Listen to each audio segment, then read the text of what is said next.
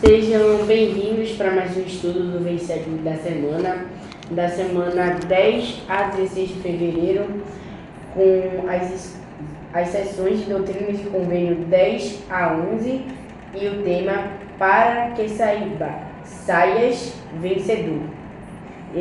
Nós aqui nesse estudo do Vencedor, hoje nós temos uma convidada especial, a irmã Djaci Cruz.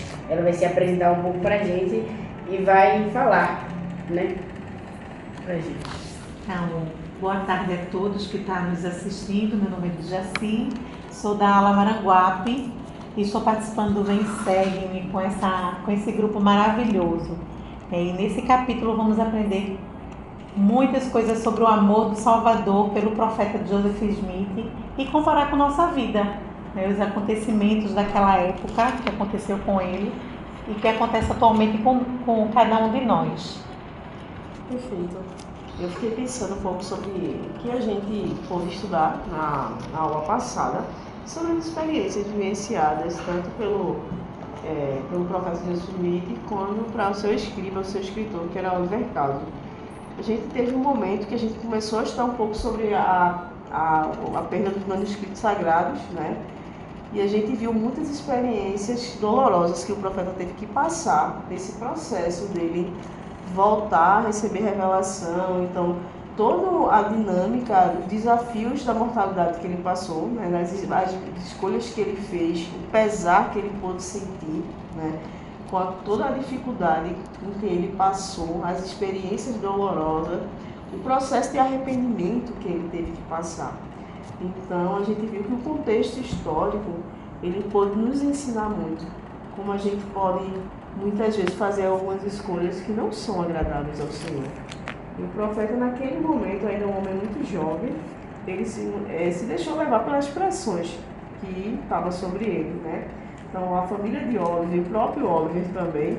Então, a gente, com essa experiência, a gente pode ver que nós podemos, algumas vezes, tropeçar, mas nós podemos também nos arrepender, para que a gente possa continuar. E o que eu acho interessante é que ele, mesmo sendo profeta, né, sendo chamado por Deus, ele passou pelos seus momentos difíceis.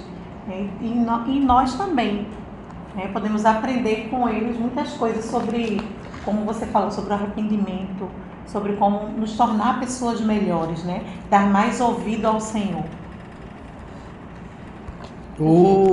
E às vezes, né, as pessoas quando estão conhecendo a igreja, ela pensa que vou conhecer o evangelho e agora não vou ter mais nenhum problema agora.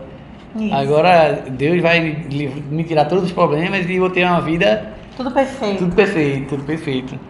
Mas não é bem assim, né?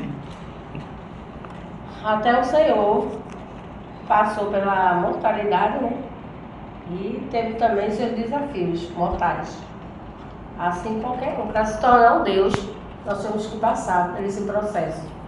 Foi isso quando eu estava lendo, eu lembrei que o Senhor também passou por todos os problemas também aqui. Sentiu dor, sentiu até no Getsemane, ele sentiu a necessidade de ser confortado, né? Que apareceu o anjo e confortou ele. Então não é fácil passar por esse processo. E Joseph Smith também não deixou de passar. E uma das coisas que eu observei é que ele, momento nenhum, ele desistiu. Né? Momento nenhum ele pensou que ele não era um profeta. Ele perseverou. E às vezes a gente está passando pelos problemas, desafios da vida. E aí a gente pensa assim, nossa, eu pago o dízimo, eu vou à igreja toda semana. O vizinho ali bebe todo domingo, eu estou indo para a igreja quando o vizinho está bebendo. E por que eu estou passando por esse desafio? Né? Porque é necessário para refinar nossas vidas aqui na Terra. Como aprendemos hoje na aula, na reunião sacramental, né? Os discursantes. Temos que passar pelos problemas aqui para que nós possamos ser pessoas, seres celestiais no dia. Né? Conseguir alcançar o reino celestial. É necessário passar por todas essas coisas. E não foi assim com o primeiro profeta da restauração, que foi Joseph Smith. Tudo ele passou. E na hora ele não desistiu. Né? As 116 páginas foram perdida, como falamos na semana passada, né? Ele perdeu Urim e Tumim, foi tirado das mãos dele, mas ele não desistiu, ele continuou perseverando, né? Interessante que milhares de anos antes desse momento da perda dos manuscritos, né, das 116 páginas, Deus havia inspirado Nefe a escrever um segundo registro que abrangesse o mesmo período de tempo para um sábio propósito, que naquele momento ele não tinha essa compreensão, né? Então a gente vê que a obra do Senhor, ela vai haver algumas oposições com essa perda, mas que ela sempre vai continuar. Então, ela vai avançar, né? Ela não vai parar, pelo contrário.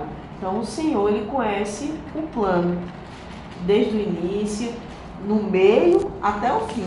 Então, os propósitos de Satanás, que é destruir a obra do Senhor, o Senhor ele vai realmente chamar homens escolhidos, para que essa obra ela possa o quê? Ela possa continuar. Então a gente vai começar agora a entrar na seção 10 de Doutrinas e Convênios. Tem muitos princípios que a gente precisa realmente extrair algumas coisas. Vamos destrinchar um pouco desse capítulo 10. Lá, começando do 1, né, do 1 até o 5, a gente vê alguns momentos que o profeta ele passou, né? Desde quando foi tirado dele o Urim e Tumim, né, até restituir ele, até ele ser restituído. E no 5 ele dá lá um conselho, né? Ore sempre para que saia vencedor. Então ele fala no começo que ele foi retirado o Urim e Tumim, depois fala que ele foi restituído o Urim e Tumim, e depois pede para ele orar sempre para que ele saia vencedor, né? É interessante. E na nossa vida, né? A gente tá lá na Sacramental, ou tá escutando algum discurso e lá o profeta, já orou, vamos orar, pedir a Deus, então uma coisa tão simples, né? Vamos orar, e ele dá só horas para que saia vencedor. E às vezes a gente se pergunta, orar para que saia vencedor, se eu quero vencer, se eu tiver que vencer Satanás só orando, será que vai dar certo? Mas só a oração, muitas vezes não funciona, né? A gente tem que orar e tem que agir. Se a gente só orar e ficar esperando que as coisas caiam no céu, aí fica meio difícil, né? Para que o Senhor possa nos ajudar, para que Ele possa nos fortalecer ao ponto de a gente chegar a vencer Satanás, como Ele fez. Tem uma frase que eu gosto de falar que é oração. Aí, no fim da frase, da palavra oração, é ação. Então a gente sempre tem uma ação para a oração valer a pena. E o 22 que ele diz aqui, né? No 10, 22, diz assim: Satanás incita-os a fim de conduzir suas almas à destruição. Então, se não temos ação de fazer as coisas corretas, ele age. Quando a nossa convidada especial de hoje, né? Ela serviu missão, e aí ela falou para mim um tempo que antes acho que era antes de ir para o campo, tinha que orar para poder saber o Senhor que era escolhido, né? Ela pode contar um pouquinho pra gente como era. Qual foi a missão? Eu fiz missão em São Paulo Sul. E uma das coisas que a gente aprende muito como missionário é orar. Né? Orar para que você possa encontrar seus pesquisadores, orar para que você possa encontrar as pessoas que estejam de coração aberto durante aquele dia, né? Para que quando você compartilhar a mensagem de Deus, não seja só suas palavras, mas o Espírito Santo possa confirmar no coração dessas pessoas as verdades que você está levando, né, para que ele lá e transforme a vida daquelas pessoas. E trazendo isso no estudo das Escrituras, desse versículo 10, né, quando o Senhor ele fala sobre orar para que você possa vencer também os servos do diabo, né, aquele que apoia o trabalho de Satanás, que exatamente era isso. Joseph Smith ele estava cheio do Espírito, porque ele estava ali em um momento constante de oração, recebendo revelação, mas Martin Harris, ele estava desejoso a levar aquelas páginas para sua família, para que eles pudessem ver e confirmar essas verdades de Joseph, o trabalho que eles dois estavam fazendo junto. Mas Satanás ele usou isso como um meio de modificar tudo aquilo que Joseph Smith queria pregar para o mundo, né, sobre a restauração do Evangelho. E ele utiliza Martin Harris para isso. Ele quer alterar, né, os planos, os desígnios de Deus. E o Senhor, ele já sabia. Então, quando ele disse a Deus assim, você, no versículo 1 do capítulo da seção 10, ele disse que você entregou os registros a um homem iníquo e tu o perdeste. Então, imagina como isso deve ter sido muito doloroso para o profeta ouvir isso, né? Que ele entregou os registros sagrados à mão de um homem que era iníquo. Então, ele ouviu isso e ele sabia que de alguma forma ele tinha contribuído para isso, né? Porque quando a gente segue ou cede às pressões do inimigo, do mundo, a gente vai estar fazendo mais a vontade do mundo do que a vontade do Senhor. E foi isso que aconteceu, né? Então, para Joseph foi um momento muito de aprendizado. E de pesar, né? Ele se tornou, ele diz assim, e ao mesmo tempo perdeste também o teu dom. Ele perdeu os registros manuscritos, mas ele também perdeu o dom de traduzir. E isso era muito mais sério, não é? Porque era uma sintonia entre ele e o Senhor.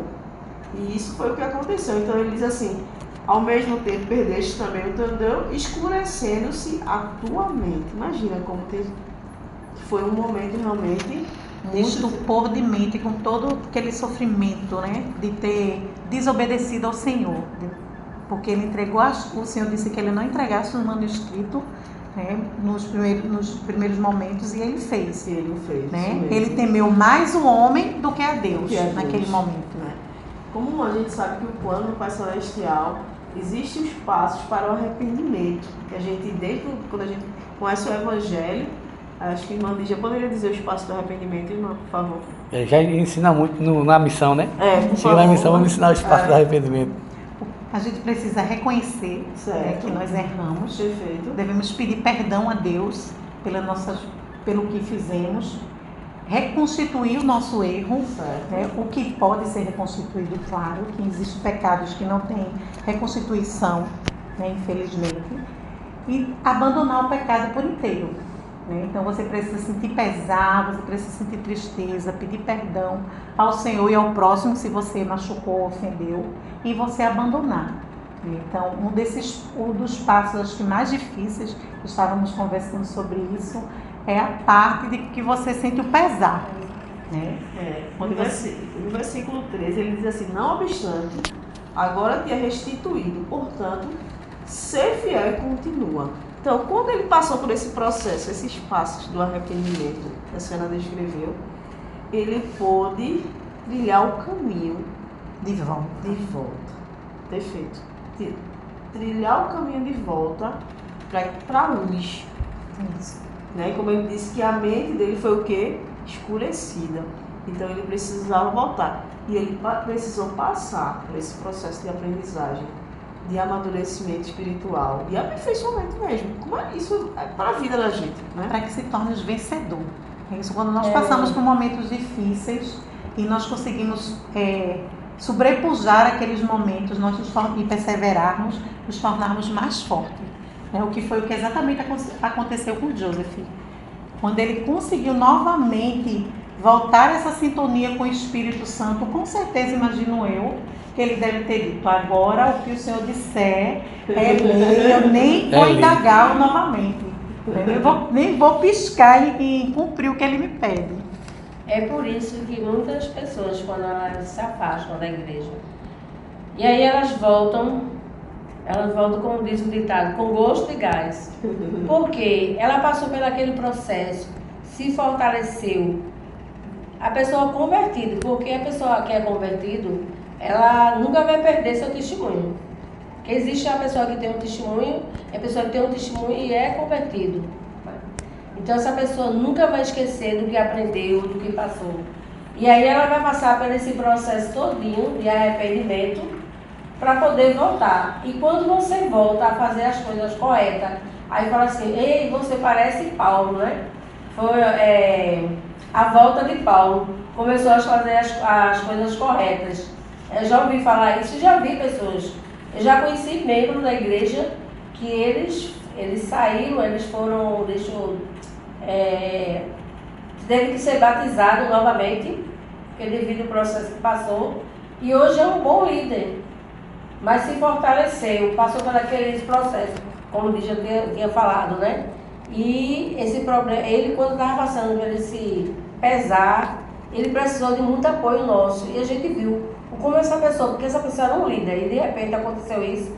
Então quando ele voltou e começava a frequentar a reunião sacramental, e ele disse que o pior de tudo era olhar para o sacramento e não poder tomar, queria ir lá no público e fazer uma oração, ia ao templo, olhava para o templo, não podia ir ao templo, via as pessoas entrando, ia até a porta.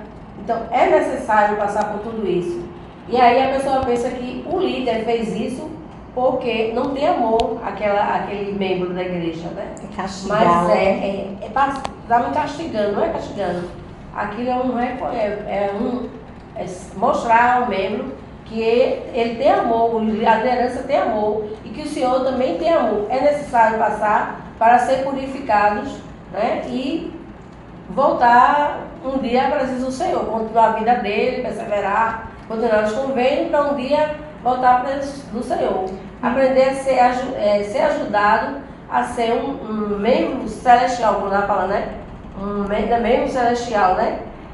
Se preparar para um dia a gente suportar o reino celestial. Então nós temos que passar aqui, estar no momento, aguentar o celestial aqui da terra, passar pelos problemas aqui, para ser purificado, e aí um dia a gente voltar para esse Senhor. Este momento dos passos do arrependimento, né, e o que as pessoas elas passam, como você terminou de falar sobre esse rapaz, é uma proteção, né? Então, o conselho disciplinar, a falta de cumprir certas designações dentro mais da igreja, né? É uma forma de protegê-lo para que seu pecado não se torne maior. Da mesma forma foi com Joseph Smith, né?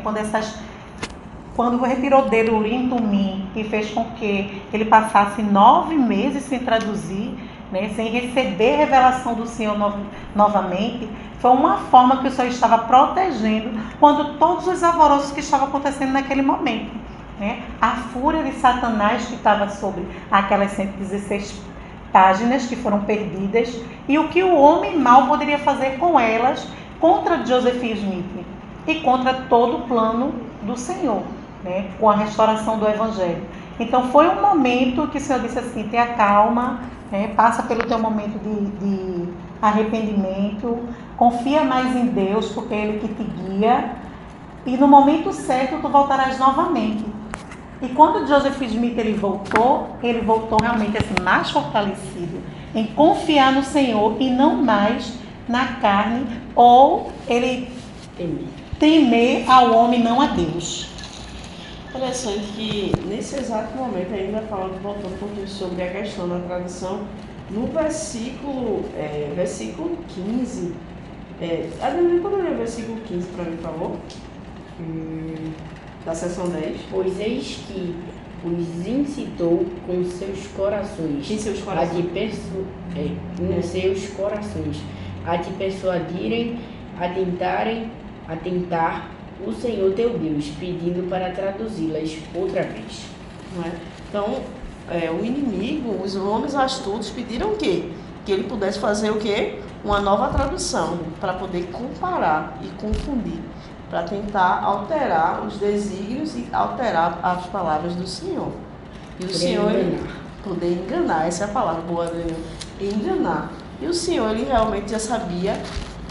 O Senhor, ele prevê tudo que iria acontecer futuramente. Então, a sabedoria de Deus é maior do que a astúcia do inimigo, né? Então, graça foi primeiro Nef 9:5, a escritura, não foi? Que a gente falou sobre. 9:5. Poderia ler primeiro Nef 9:5?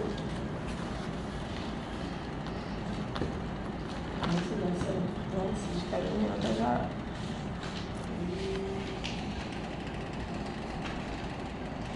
Irmã, se quiser ler aquela da 43, não foi que a senhora falou também? Versículo 43 da sessão, não foi? Isso.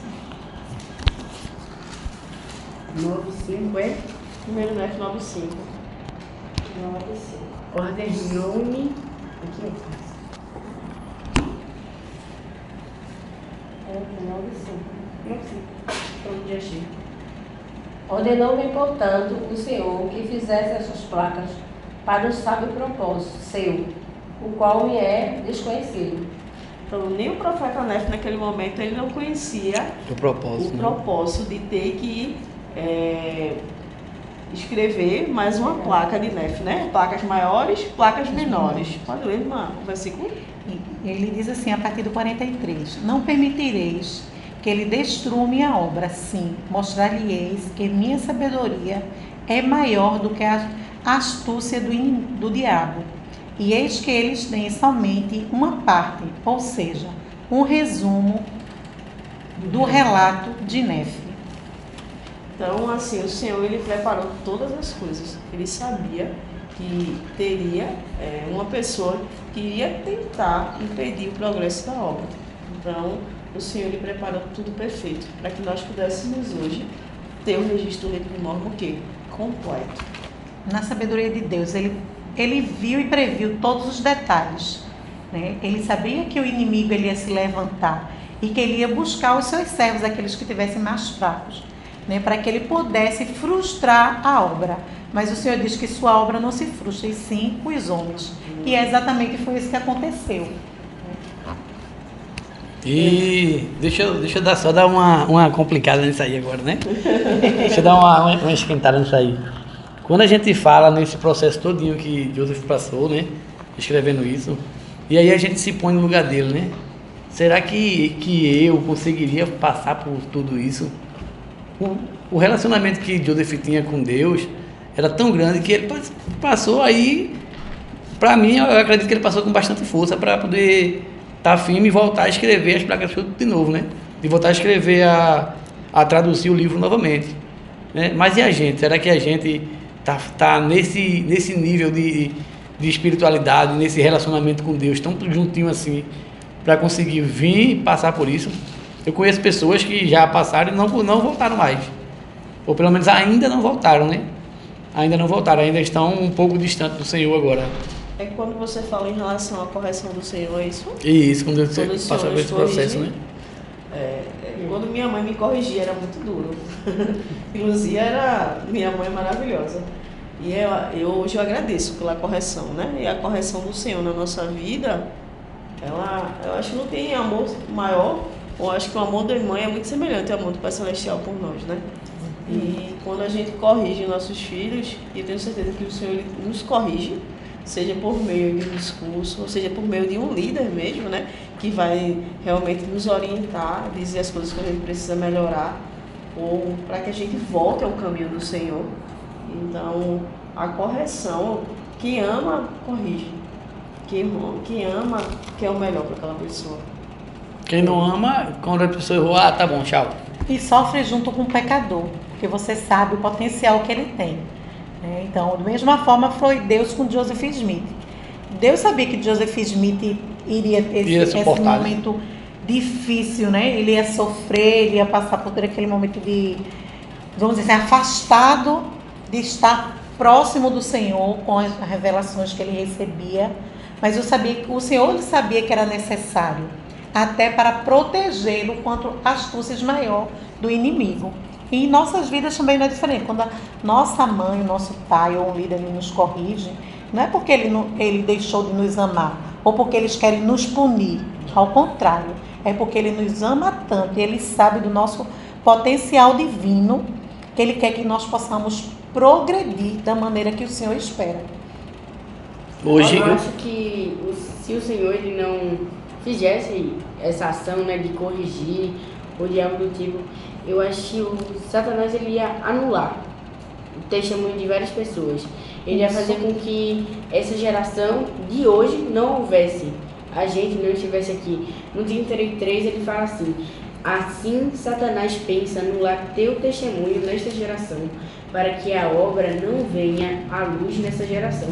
Então, se Deus ele não corrigisse Joseph naquele momento, a luz de Jesus Cristo não poderia estar na terra. A restauração do Evangelho de Jesus Cristo e de sua plenitude não estaria aqui. Perfeito. Olha o que ele fala aqui, um dos subtítulos do manual, né? Diz assim: a sabedoria de Deus é maior do que a astúcia do diabo. Neve não sabia porque foi inspirado a fazer 2 conjuntos de registro de seu povo. Ela estava comentando que era o plano B, né? Não sabia porque estava fazendo o plano B. E Morro não sabia porque foi inspirado a concluir o 2º conjunto com as placas de ouro. Mas ambos os profetas confiavam que Deus tinha um sábio propósito. Os 2 sabiam que estavam fazendo isso porque tinha um propósito de Deus. Mas não entendia qual, e não né? entendia, mas fez. E às vezes o Senhor pede, né? Na nossa mente a gente olha o Senhor pedindo aquilo, aí o Senhor, não, faça isso, graça, desse jeito. E às vezes a gente vai interrogar, eu sou assim, né? Interrogo por que eu tenho que fazer novamente, né? Então, eles não interrogaram, eles foram e obedeceram. Hoje, Eu aprendo muito com esses profetas, viu? hoje eu estava numa aula hoje, onde o bispo disse, eu vou quebrar um pouco um protocolo aqui. Mas eu senti que deveria vir aqui no palco. E aí ele leu uma escritura que se encontrava lá em Mateus, acho que foi 24, e aí falava sobre guerras e rumores de guerras. Que o Senhor estava voltando, e as profecias que ele tinha falado, que estava se cumprindo. E aí ele chamou a atenção porque as pessoas faziam um rodízio muito grande. Eles tinham uma média de 30 pessoas fazendo rodízio. De vir numa semana e não vir na outra. E aí ele questionou onde está a prioridade dessas pessoas. Onde é que a gente está botando a nossa prioridade? Se o Salvador voltasse agora, 30 pessoas não estariam na capela. Não estariam lá. E aí ele chamou bem a atenção do pessoal, foi bem firme mesmo, para ver até onde vai, né? Será que esse pessoal realmente tá dormindo? O Salvador vai voltar e o povo vai estar dormindo? Aquilo ali foi bem marcante, porque ele chamou atenção, mas com uma súplica para que as pessoas voltassem, para que as pessoas não faltassem à reunião sacramental, mostrando a importância que a reunião tinha. E Joseph, quando o Salvador botou ele nessa situação, disse, eu espero um pouquinho aí, mas para que ele fosse fortalecido, que ele voltasse, para que ele voltasse mais forte ainda. E ele sabia tanto que Joseph ia voltar tão mais forte, que ele ainda disse no capítulo 4, que ele se acalmasse, né? Que ele não fizesse mais do que suas forças o permitissem, né? Ele diz lá, não corra mais do que depressa, nem trabalhe mais do que se permite tuas forças, e os meios concedidos para que te seja possível traduzir, mas ser diligente até o fim. Então ele voltou, ele sabia, ele vai voltar com todo gosto, mas vai devagar, vai aqui de acordo com o que tuas forças permitam, né? Ele diz aqui no manual ainda, né? Continuando. Hoje sabemos pelo menos parte desse propósito. Substituir as 116 páginas perdidas do livro de Mormon. O que você acha que o Senhor quer que você aprenda com isso tudo?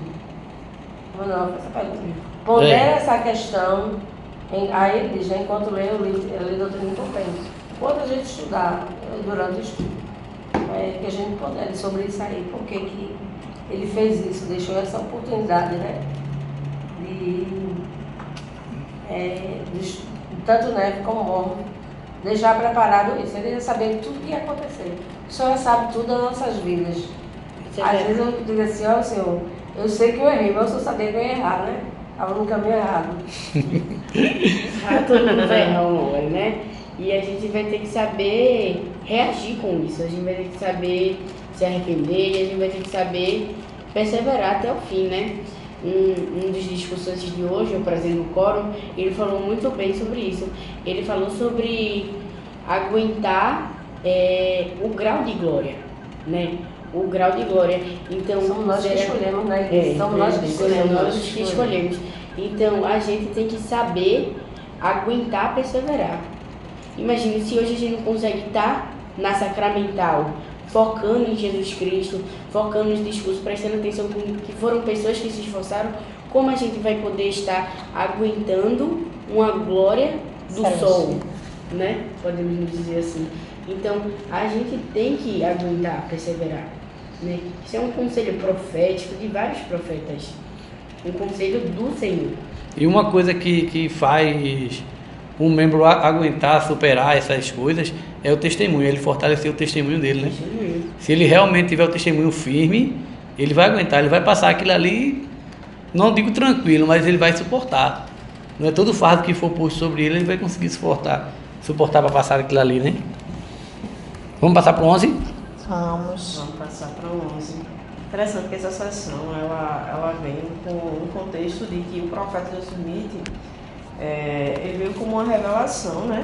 Foi no ano de 1829. Essa revelação foi recebida por meio de Urim e Tumim em resposta à súplica, à pergunta do profeta Joseph Smith. A história de Joseph Smith sugere que esta revelação foi recebida após a restauração do sacerdócio. Então já era um momento que já tinha passado por algumas experiências espirituais, né? Restauração do sacerdócio. Então, mesmo assim, havia ainda uma oposição muito grande sobre... Eu acho que o profeta não teve nenhum momento da vida dele que houve calmaria, né? Não houve um momento, né? Eu sou o profeta, vai ser calmo para mim. Né? Ele se importou demais. Então, Mas ele tá vendo nas redes sociais ainda que ainda não reinando, viu? Essa perseguição. Porque na rede social Ainda continua até hoje, continua a né? perseguição ainda. Tanto da igreja como dele também, né? Dele também. Igreja, uma grande e maravilhosa obra está para iniciar-se entre os filhos dos homens, né? Essa obra, que obra é essa? É o Evangelho de Jesus Cristo. Esse Evangelho que é pregado hoje através dos missionários, né? Que estão falando sobre o livro de Mormon, sobre a Bíblia, sobre o nosso propósito de um dia poder voltar à presença de Deus. É esse Evangelho aqui que a Escritura descreve. E é esse Evangelho que o inimigo ele tentou impedir que chegasse à vida das pessoas hoje. É o testemunho dos missionários, né? Temos duas missionárias retornadas aqui, Graça e Irmã Lígia, um futuro missionário. Então, assim, essa obra que a Escritura está descrevendo como grande e maravilhosa, que está sendo pregada hoje praticamente em quase todos os países do mundo, essa é a obra que o inimigo está tentando impedir que chegasse até nós. Impede você também, porque todos nós somos missionários, né? Temos esse chamado de ser missionário. Impede todos nós. Veja que às vezes você quer fazer a obra na sua casa, na sua família, Com com os vizinho. amigos, e só recebe perseguição.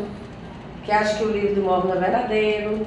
Quando vem falar isso para mim, eu digo, já leu e orou. Eu li e orei, por isso que eu sei que é verdadeiro. Uma vez eu recebi um conselho de um presidente de estaca, a qual ele falava que a gente deveria ser membros missionários. Em qualquer situação a gente deveria agir como o Pai Celestial agiria e a gente deveria compartilhar a luz do Salvador Jesus Cristo, né? Satanás ele já tentou diversas vezes derrubar a igreja do Salvador, mas em nenhuma dessas vezes ele conseguiu, porque o Salvador ele tem maior conhecimento do que Satanás, do que as astúcias dele, né? E a gente tem que confiar na sabedoria do Pai Celestial. Isso é um dos temas mais importantes desse capítulo, dessa sessão, né? Que é a confiança.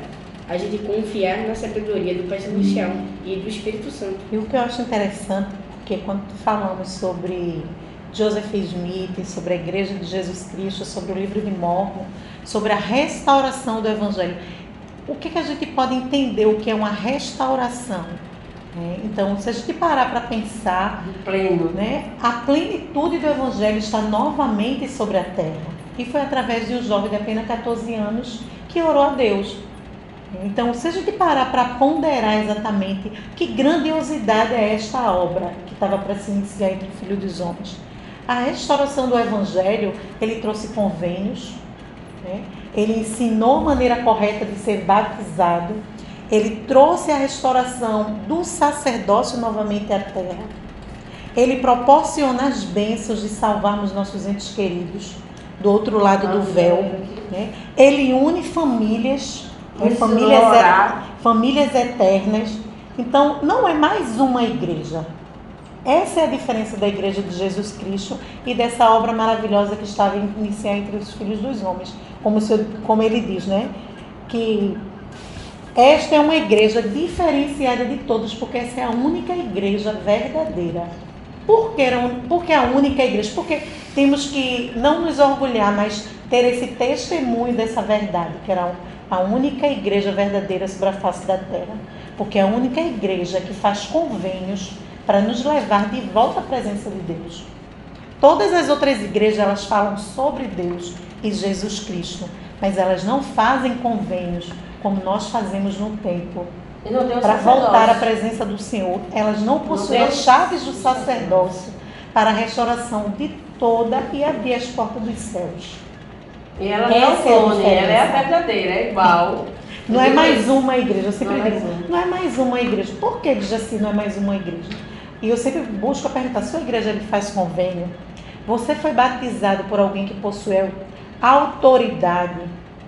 Você fez selamentos não só para essa vida, mas para toda a eternidade? Você casa só nessa terra? Nós casamos para toda a eternidade. Os nossos convênios, eles não são só para essa terra, mas para o reino dos céus. São as chaves que abrem o reino dos céus. E tudo isso é por causa do poder do sacerdócio. Então, por isso que o evangelho, ele precisa ser pregado a toda criatura sobre a face da terra. Porque a obra do Senhor, que era isso que Satanás ele queria fazer, ele queria frustrar a obra do Senhor. Ele sabia se ele destruísse Joseph Smith, ele fizesse com que as pessoas acreditassem que Joseph Smith era um profeta mentiroso, um charlatão, como dizia na época, tudo que poderia vir depois da restauração, como sacerdócio, né, como batismo pelos mortos, tudo isso não iria acontecer. O livro de Mórmon ele não viria abençoar todas as pessoas, né? É um livro que mais nos aproxima do Senhor. Então, Exatamente. quando a gente lê o livro de Mórmon, a gente consegue compreender a nossa natureza divina, a gente consegue compreender o nosso propósito. Então, eu sou muito grata pelo livro de Mórmon. Eu sou grata por poder ensinar os meus filhos a lerem o livro de Mórmon, terem um testemunho da veracidade do livro de Mórmon, terem um testemunho do profeta do Senhor, o profeta Jesus Smith. Então, através do livro de Mórmon, nós podemos nos aproximar do Senhor. Então, é uma igreja que tem toda a doutrina necessária. E testificar o que tem na Bíblia. Porque muitas pessoas elas nos perguntam, vocês não creem na Bíblia, mas sim no livro de Mórmon? Não, ao contrário. Para que você possa compreender toda a parte cronológica do livro de Mórmon, você precisa estudar a Bíblia. E o livro de Mórmon, ele testifica das veracidades que é encontrada na Bíblia. Fala de Cristo, o livro todo fala sobre Cristo. Então, a gente acreditamos em Cristo e pregamos a Cristo.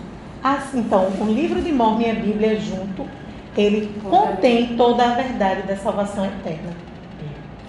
E outra coisa, a igreja de revelação. Um profeta vivo, graças a ele também. Né? Temos que ter muita gratidão a José, por ele ser tão fiel, ser preparado, um jovem tão novo, né? E chegou e teve um testemunho, a coragem, foi fiel para conversar com o Senhor.